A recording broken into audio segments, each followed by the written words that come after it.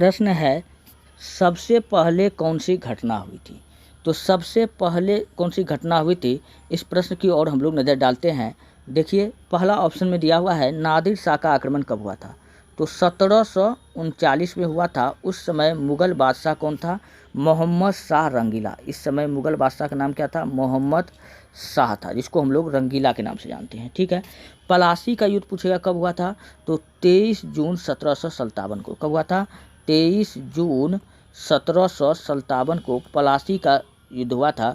ये पलासी कहाँ पड़ता है, पश्चिम बंगाल के दुर्नदिया जिला के भागीरथी नदी के तट पर एक छोटा सा गांव है, जिसको हम लोग क्या कहते हैं, पलासी कहते हैं। तो ये भी बात आपको याद रखना है। ठीक है। पानीपत का तीसरा युद्ध। चलिए पानीपत का तीसरा युद्ध, पहला युद्ध जो हुआ था 21 अप्रैल 1526 को हुआ था, दूसरा 15 नवंबर 1656 को हुआ था, तीसरा कब हुआ था, 1761 को हुआ था। कौन हुआ था, 1761 को। और बक्सर का युद्ध आपका कब होता है, 1764 को होता है। क्वेश्चन कहता है सबसे पहले कौन सी घटना हुई थी, सबसे पहले कौन सा घटना हो जाएगा। तो 1739 वाला, यही ना होगा। 1739 में नादिर शाह का आक्रमण हुआ था और उस समय मुग़ल बादशाह कौन था, मोहम्मद शाह। और ये नादिर शाह का जब आक्रमण होता है, याद रखना कि यह जो है भारत से कोहिनूर हीरा भी उठा करके ले गया था, कोहिनूर हीरा ले गया था। और नादिर शाह को याद रखना, इसको हम लोग ईरान का नेपोलियन कहते हैं। क्या कहते हैं, ईरान का नेपोलियन कहते हैं। और कोहिनूर हीरा तो ले गया था, साथ साथ आपका मयूर सिंहासन भी ले गया था लूट करके। क्या ले गया था, मयूर सिंहासन। आप लोग फटाफट बताओ कि ये मयूर सिंहासन को कौन बनवाया था। तो इसको बनवाने वाला व्यक्ति कौन था, तो इसको बनवाने वाला व्यक्ति था शाहजहाँ। कौन था, शाहजहाँ था। तो इतना सारा बात आपको याद रखना है। बातें तो बहुत है। फिलहाल हम लोग बढ़ते हैं नेक्स्ट प्रश्न की ओर, अगला प्रश्न की ओर हम लोग बढ़ते हैं। तो अगला प्रश्न आपके सामने में है 1942 में जयप्रकाश नारायण को किस नगर में जेल में रखा गया था। तो जेपी नारायण को 1942 में कौन सा जेल में रखा गया था। तो पटना के बांकीपुर जेल में। आपको याद रखना है, पटना के बांकीपुर जेल में किसको रखा गया था। तो आर प्रसाद यानी राजेंद्र प्रसाद को रखा गया था। और हजारीबाग जेल में जेपी नारायण को, जेपी यानी जयप्रकाश नारायण को कहाँ रख दिया गया था, जयप्रकाश नारायण को इसी जेल में रख गया था। और जयप्रकाश नारायण ने क्या किया था, ये भी क्वेश्चन पूछा जाता है, जेल तोड़कर भाग गया था। क्या किया था, जेल तोड़कर भाग गया था। ये बात आपको याद रखना है। और महात्मा गांधी को भी पूछ लिया जाता है किस जेल में बंद किया था। तो महात्मा गांधी को पुणे के आगा खां जेल में बंद किया था। पुणे के आगा खां जेल में बंद किया था। ये बात आपको याद रखना है, या आगा खां पैलेस में। ठीक है। और इसके साथ साथ महात्मा गांधी के साथ साथ में और किसको बंद किया था, इसके साथ में इनकी पत्नी कस्तूरबा बाई और एक व्यक्ति को क्या था, क्या नाम है उसका, उत्तर प्रदेश की जो प्रथम महिला राज्यपाल थी, क्या नाम है उसका, भारत कोकिला। किसको हम लोग कहते हैं, सरोजनी नायडू। इसको हम लोग क्या कहते हैं, भारत कोकिला कहते हैं। क्या कहते हैं, सरोजनी नायडू। और महात्मा गांधी की पत्नी कस्तूरबा गांधी और महात्मा गांधी, तीनों को कहाँ रखा गया था, तीनों को पुणे के आगा खां पैलेस में रखा गया था। ठीक है। फिर क्वेश्चन आपसे पूछ लिया जाता है कि जवाहरलाल नेहरू को कौन सा जेल में रखा गया था। तो जवाहरलाल नेहरू को अल्मोड़ा जेल में रखा गया था। कहाँ रखा गया था, अल्मोड़ा जेल में किसको रखा गया था, जवाहरलाल नेहरू को रखा गया था। और भारत छोड़ो आंदोलन कौन चलाया था, महात्मा गांधी के नेतृत्व में चलाया गया था। ये बात आपको याद रखना है। चलिए बढ़ते हैं। और इसी आंदोलन में याद रखना एक काफ़ी इंपॉर्टेंट प्रश्न है कि इस आंदोलन में महात्मा गांधी ने डू एंड डाई का भी नारा दिया था। डू एंड डाई का भी नारा, यानी करो या मरो का नारा किस आंदोलन में दिया गया था। तो आपको याद रखना है कि 1942 में जब खिलाफत कहते हैं, अंग्रेजों भारत छोड़ो आंदोलन हुआ था, उस वक्त दिया गया था। चलिए बढ़ते हैं नेक्स्ट अगला प्रश्न फटाफट आपके सामने में है। यहाँ मिलान करने के लिए है। तो दोस्तों मैं आपको बता दूं कि मिलान करने वाला सबसे इजी होता है, लेकिन बच्चों को डर इसी में होता है। लेकिन आप लोग बिल्कुल न घबराएं। तो हम लोग देखते हैं जो सबसे पहले हमको इजी लगता है, हम लोग उसको पकड़ते हैं। तो अभी तक हम जानते हैं कि जालियांवाला बाग जो है, ये सभी बच्चे को पता होगा।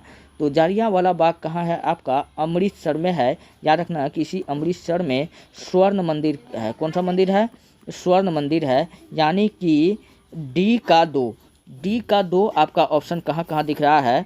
तो डी का 2 ऑप्शन आपका, डी का 4, डी का 1, डी का 1, डी का 2, एकमात्र ऑप्शन हमको यहीं पे दिख रहा है, यहाँ 2 है, यहाँ देख लीजिए डी का क्या है 2 है। ठीक, तो यही ऑप्शन सही होने वाला है, लेकिन फिर भी हम लोग मिला लेते हैं। हम लोग जानते हैं कि गेटवे ऑफ इंडिया कहाँ पड़ता है, तो मुंबई में, तो यानी सी का 1 देख लीजिए मिल रहा है। और ये कहाँ था, ये अमृतसर में। ठीक, और उसके बाद में साबरमती आश्रम कहाँ पड़ता है, गुजरात में। गुजरात में क्या है, अहमदाबाद है। तो ये बात आप ऐसे याद रख सकते हैं। तो यानी कि आपका बी का 4 हो गया, देखिए बी का 4 है ना। फिर आनंद भवन, ये आपका इलाहाबाद यानी प्रयागराज में है। यह आनंद भवन जो है जवाहरलाल नेहरू का निवास स्थल है। क्या है, जवाहरलाल नेहरू का घर है, जिसको हम लोग किस नाम से जानते हैं, आनंद भवन के नाम से जानते हैं। तो इस प्रश्न का ऑप्शन नंबर डी क्या होगा, बिल्कुल राइट हो जाएगा। चलिए बढ़ते हैं नेक्स्ट अगला प्रश्न। अगला प्रश्न की ओर हम लोग बढ़ते हैं। 59 नंबर का प्रश्न है। 59 नंबर का, भारतीय संविधान की किस अनुसूची में भारतीय भाषाओं को सूची सम्मिलित की गई है। तो भारतीय संविधान का 8वां अनुसूची जो भाषा के बारे में बताता है, यह भाषा जो है टोटल कितना भाषा, 22 भाषा है। कितना है, 22 भाषा के बारे में बताता है। ये बात आपको याद रखना है। 8वीं अनुसूची जिसका संबंध किससे है, भाषा से है। अच्छा, तो पहले अनुसूची जो था कितना था, पहले जो अनुसूची था वो था कितना था, 8 था। कितना था, 8 था। लेकिन अभी क्या हो गया, 4 बढ़ गया है। अभी टोटल अनुसूची संख्या अगर पूछे कितना है, तो अनुसूची टोटल अभी जो हो जाएगा कितना हो गया है, टोटल अभी 12 हो गया है। तो पहला अनुसूची में क्या है, फटाफट आप लोग सुन लीजिए, मैं कई बार आपको बताते रहता हूँ। तो पहला अनुसूची में राज्य और संघ राज्य के क्षेत्र का विवरण है। और दूसरा अनुसूची में क्या होगा, सेकेंड शेड्यूल में। तो सेकेंड शेड्यूल में लिखा गया है कि राज्यों में जो भी पदाधिकारी होगा उनका वेतन और भत्ता मिलेगा। दूसरा में क्या है, वेतन और भत्ता है इनमें। ठीक है। तीसरा अनुसूची में क्या है, थर्ड अनुसूची में है कि इनको तो वेतन देंगे, पहले शपथ ग्रहण दिलाएंगे। क्या दिलाएंगे, यानी शपथ ग्रहण का बाद तीसरा अनुसूची में है। चौथा अनुसूची में क्या है, तो राज्यसभा के सीटों का आवंटन। पांचवा अनुसूची में क्या है, तो पांचवा में है याद रखना, पांचवा में केवल 4 राज्य आपको याद रखना, मातम। क्या रखना है, मातम। पांचवा अनुसूची में केवल 4 राज्य, एम से मणिपुर, ए से मणिपुर नहीं, एम से मेघालय, ए से असम याद रखना है, और टी से त्रिपुरा याद रखना है, एम से फिर मिजोरम याद रखना है। तो मातम, यही 4 राज्य आपको याद रखना है, जो किसमें आता है, छठा अनुसूची में।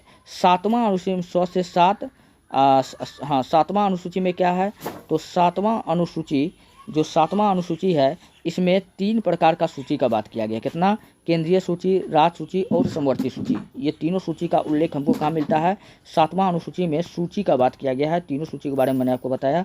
और 8वां अनुसूची अभी जस्ट बताया, भाषा से है। 9वां है भूमि अधिकरण। क्या है, भूमि अधिकरण से है, भूमि सुधार से, यानी भूमि सुधार से है 9वां। और 10वां 10 से दल बदल। तो 10वां अनुसूची का संबंध किससे है, दल बदल से है। आप लोग ये बात लिख लीजिएगा। और 11वां किससे है, पंचायती राज से है। 11वां पंचायती राज से है। और 12वां जो है नगर निगम से है। ये बात याद रखना है। चलिए बढ़ते हैं नेक्स्ट। अगला प्रश्न आपके सामने में है। मैंने आपको पूरा 12 अनुसूची यहाँ पर बता दिया। 62 नंबर का प्रश्न है, डॉक्टर राजेंद्र प्रसाद को संविधान सभा का अस्थायी सभापति कब चुना गया था। तो डॉक्टर राजेंद्र प्रसाद को संविधान सभा का अस्थायी सभापति चुना गया था 1946 ईस्वी में। अच्छा, क्वेश्चन पूछेगा कि संविधान सभा का अस्थायी अध्यक्ष बताओ। अस्थायी अध्यक्ष, तो अस्थायी अध्यक्ष किसको बनाया गया था, तो अस्थायी अध्यक्ष बनाया गया था संविधान सभा के सबसे बूढ़े व्यक्ति सच्चिदानंद सिन्हा को। किसको बनाया गया था, सच्चिदानंद सिन्हा को बनाया गया था। वही अस्थायी अध्यक्ष, यानी कि ये टेम्पोररी अध्यक्ष था, और अस्थायी रूप से जो अध्यक्ष था किसको बना दिया गया था, तो राजेंद्र प्रसाद को, यानी आर प्रसाद को अस्थायी अध्यक्ष बना दिया, परमानेंट अध्यक्ष बना दिया गया। तो ये बात आपको याद रखना है। तो 10 क्या हो जाएगा, दिसंबर 1946 इसका राइट आंसर हो जाएगा। नेक्स्ट प्रश्न की ओर हम लोग बढ़ते हैं। 63 नंबर का प्रश्न, किस संविधान संशोधन के द्वारा शिक्षा के अधिकार को एक मौलिक अधिकार के रूप में सम्मिलित किया गया है।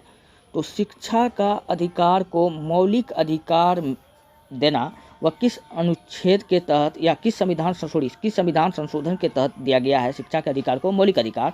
तो आपको याद रखना है कि 86वां संविधान संशोधन के तहत जो हमारा शिक्षा का अधिकार है इसको मौलिक अधिकार बना दिया गया और इसके लिए 21 का ए जोड़ा गया। संविधान में हमारा 21 का ए जोड़ा गया और इस संविधान संशोधन में कहा गया कि 6 से 14 वर्ष के बच्चे को मुफ्त शिक्षा मिलेगा। क्या मिलेगा? मुफ्त शिक्षा मिलेगा। ये बात आपको याद रखना है। और 86वां संविधान संशोधन पूछ ले कभी कभी कि कब हुआ था, तो इसका जो डेट है 86वां संविधान संशोधन ये कब हुआ था? 2002 में हुआ था। कब हुआ था? 2002 में हुआ था। आप लोग देख लीजिएगा, थोड़ा इसमें कंफ्यूजन लग रहा है, शायद 2002 ही होगा। चलिए, और अगर पूछेगा कि संविधान संशोधन की प्रक्रिया किस देश से लिया गया है, तो संविधान संशोधन की प्रक्रिया आपका दक्षिण अफ्रीका के संविधान से लिया गया। कहाँ से लिया गया है? दक्षिण अफ्रीका के संविधान से लिया गया है। नेक्स्ट अगला प्रश्न आपके सामने में है, इनमें से कौन भारत के उपराष्ट्रपति कभी नहीं रहे? भारत का उपराष्ट्रपति पूछ रहा है कि कौन कभी नहीं रहा था। तो भारत का उपराष्ट्रपति कौन कौन रहा था? तो बीबी गिरी भारत का उपराष्ट्रपति बना है। डॉक्टर जाकिर हुसैन, ये भी याद रखना, ये भारत उपराष्ट्रपति बनने के बाद ये राष्ट्रपति भी बना है। तो डॉक्टर जाकिर हुसैन याद रखना भारत का प्रथम मुस्लिम राष्ट्रपति है। क्या है? भारत का प्रथम मुस्लिम राष्ट्रपति है। ये बात आपको याद रखना है, ठीक है, राष्ट्रपति है। और आपको याद रखना डॉक्टर सर्वपल्ली राधाकृष्णन, ये भी उपराष्ट्रपति था, फिर राष्ट्रपति भी बना है। तो ये तीनों बना है। फखरुद्दीन अली अहमद ये कभी नहीं जो है उपराष्ट्रपति बना है, लेकिन राष्ट्रपति बना है। और वही फखरुद्दीन अली अहमद भारत का 5वां राष्ट्रपति था। क्या था? और भारत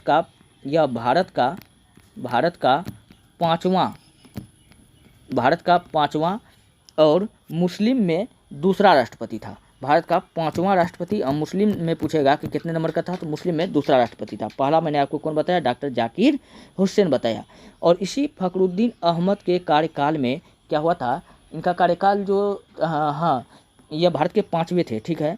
और इन्हीं के कार्यकाल में इंदिरा गांधी ने आपातकाल लगाई थी। क्या लगाई थी? आपातकाल।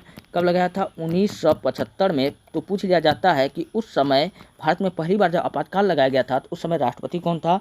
तो फखरुद्दीन अली अहमद। हम लोग जानते हैं कि आपातकाल कब लगाया जाता है, तो मंत्रिमंडल के लिखित सूचना पर लगता है। कब लगता है? मंत्रिमंडल के लिखित सूचना पर लगता है। लेकिन इंदिरा गांधी ने जो आपातकाल लगाई थी वो पूछेगा किस आधार पर लगाई थी, तो आपको बताना है। ऑप्शन में दिखेगा आंतरिक अशांति के आधार पर इन्होंने आपातकाल लगा दिया था, जो बिल्कुल गलत है। तो ये बात आपको याद रखना है। चलिए बढ़ते हैं नेक्स्ट अगले प्रश्न की ओर। 54 नंबर हो गया, 55 नंबर के प्रश्न की ओर बढ़ते हैं। तो 54 नहीं, 65 नंबर के प्रश्न की ओर। तो 65 नंबर का प्रश्न है, स्वच्छ भारत अभियान किस वर्ष प्रारंभ किया गया? तो स्वच्छ भारत अभियान 2014 में प्रारंभ किया गया। और इनके बारे में मैं आपको बता देता हूं कि स्वच्छ भारत अभियान जो है यह महात्मा गांधी के 150वीं जयंती के दिन बनाया गया था। कब बनाया गया था? इनका शुरुआत कब हुआ था? स्वच्छ भारत अभियान महात्मा गांधी यानी महात्मा गांधी, एम से महात्मा जी से गांधी के 150वीं जयंती पर। कब बनाया था? 150वीं जयंती पर पहली बार इसको मनाया गया था। पहला क्वेश्चन तो यही पूछ लिया जाएगा। अच्छा, इसको हम लोग स्वच्छ भारत अभियान कब मनाते हैं? तो प्रत्येक वर्ष 2 अक्टूबर को मनाते हैं। कब मनाते हैं? 2 अक्टूबर को मनाते हैं, ठीक है। और स्वच्छ भारत अभियान के तहत क्वेश्चन पूछा गया है एक बार कि 2019 तक प्रत्येक घर में शौचालय का निर्माण करवाना। ये पूछेगा कि किस अधिनियम के तहत, किस अभियान के तहत कहा गया था? तो स्वच्छ भारत अभियान के तहत कहा गया था। क्या कहा गया था? कि प्रत्येक घर में 2019 तक प्रत्येक घर में क्या होगा? प्रत्येक घर में शौचालय का निर्माण करवा दिया जाएगा।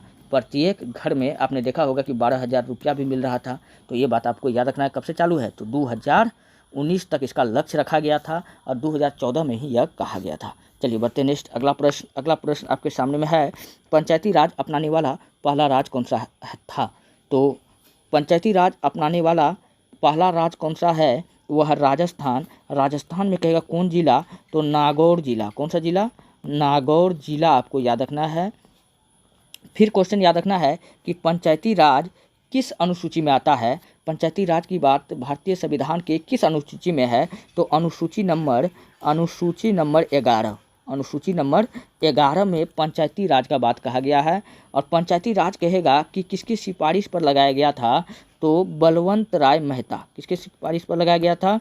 बलवंत राय मेहता के सिफारिश पर पहली बार पंचायती राज जो है वह स्थापना हुआ था राजस्थान के नागौर जिला में। तो ये बात आपको याद रखना है, ठीक है। अच्छा, पंचायती राज पूछेगा कि बिहार में सर्वप्रथम बिहार में कौन जिला में लगा था? तो बिहार में सर्वप्रथम पंचायती राज जो है वह आरा, सर्वप्रथम कहाँ स्थापित हुआ था?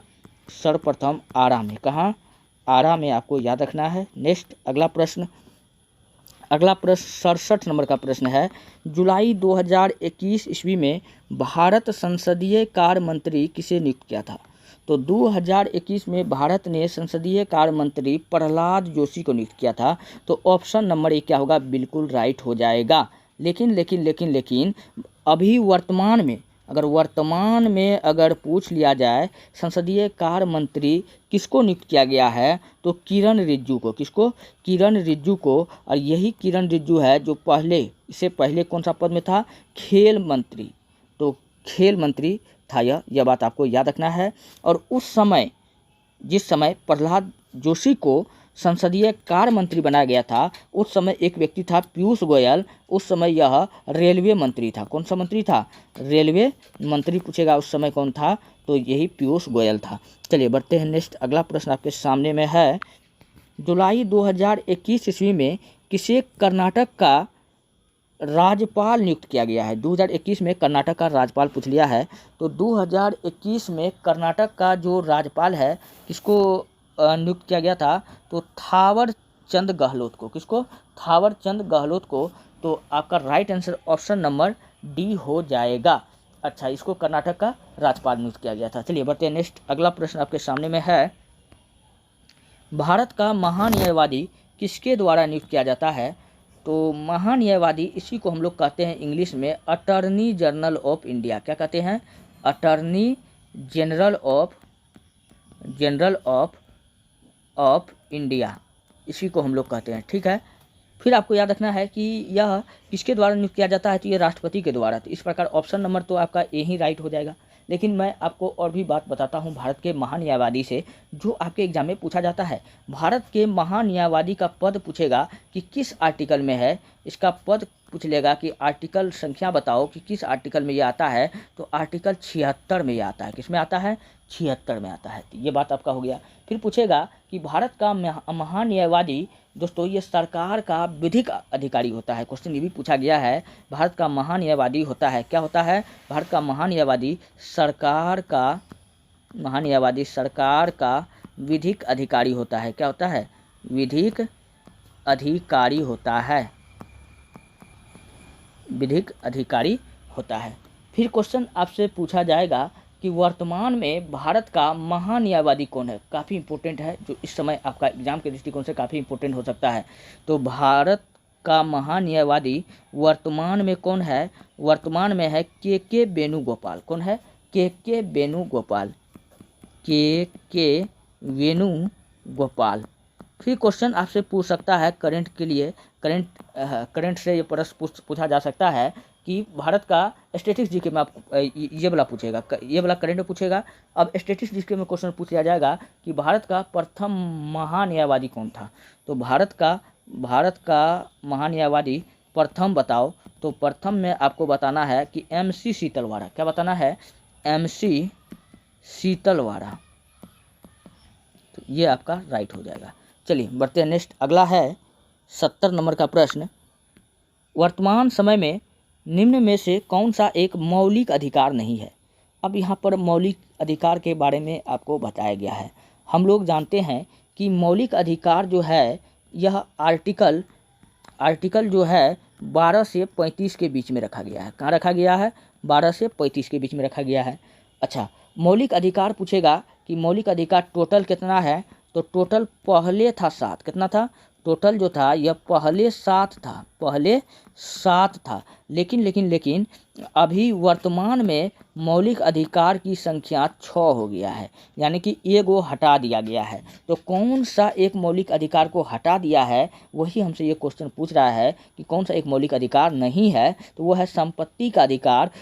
यह पहले मौलिक अधिकार में आता था, लेकिन अब इसको मौलिक अधिकार से हटा करके विधि का अधिकार बना दिया गया है। क्या बना दिया गया है? विधि का अधिकार बना दिया गया है। ये बात आपको याद रखना है। तो संपत्ति का अधिकार जो है आपका मौलिक अधिकार नहीं है, यह बात आपको याद रखना है। इस प्रकार ऑप्शन नंबर बी क्या होगा? बिल्कुल राइट हो जाएगा। बाद बाकी समानता का अधिकार, शोषण के विरुद्ध अधिकार, स्वतंत्रता का अधिकार, धार्मिक जीवन जीने का अधिकार, ये सब आपका ये सब क्या है? आपका मूल अधिकार है। अच्छा, मूल अधिकार पूछेगा कि यानी मौलिक अधिकार कहाँ से लिया गया है? तो यह जो है मौलिक अधिकार, तो मौलिक अधिकार जो आपका है रूस से लिया गया। कहाँ से लिया गया? रूस से लिया गया है। लेकिन मूल अधिकार पूछ लेगा कि किस देश से लिया गया है, तो USA अमेरिका से लिया गया है। नेक्स्ट अगला, निम्न में से कौन सा नगर यमुना नदी के किनारे नहीं बसी है? तो दिल्ली भी आपका यमुना नदी के किनारे बसा हुआ है।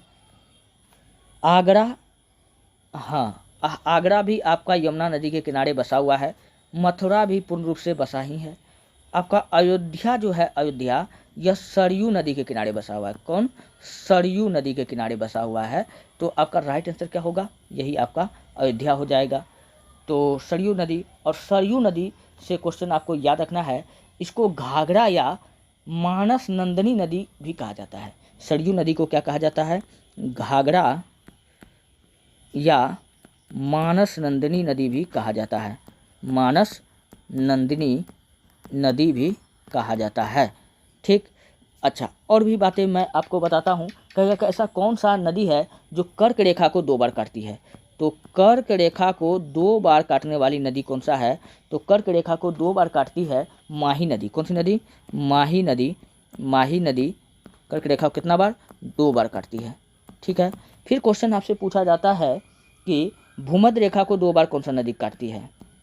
भूमध्य रेखा को 2 बार कौन सा? भूमध्य रेखा को कांगो या जायरे नदी कौन सा नदी काटती है? 2 नदी आपको नाम याद रखना है, कांगो भी और जायरे भी।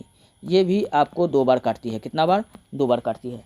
फिर आपको याद रखना है, एक प्रश्न काफ़ी इंपॉर्टेंट है कि मकर रेखा को 2 बार काटती है कौन सी नदी? तो मकर रेखा को 2 बार जो काटती है उसको कहते हैं लिम्पोपो। क्या कहते हैं? लिम्पोपो नदी। कौन सा? लिम्पोपो नदी। यह मकर रेखा को कितना बार? 2 बार काटती है। तो ये सब प्रश्न काफ़ी इंपॉर्टेंट है जो आपके एग्जाम में पूछा जाता है। चलिए बढ़ते हैं नेक्स्ट अगले प्रश्न की ओर। अगला प्रश्न हम लोग बढ़ते हैं। प्रश्न नंबर 76, क्षेत्रफल के अनुसार सबसे विशाल महाद्वीप कौन सा है? तो क्षेत्रफल के अनुसार पूछ रहा है कि सबसे यानी यहाँ छूट गया कुछ प्रश्न। बिहार में कौन किधर गया? ज़्यादा बढ़ गया था। हाँ, चलिए यहाँ से प्रश्न मैं आपको बताता हूँ। अगला है, 1 मिनट रुक जाइए, कुछ छूटा तो नहीं। यहाँ से बिहार में कौन सा जलप्रपात नहीं है? तो हम लोग जानते हैं कि बिहार में कौन सा जलप्रपात नहीं है। तो बिहार में आपका जो हो जाएगा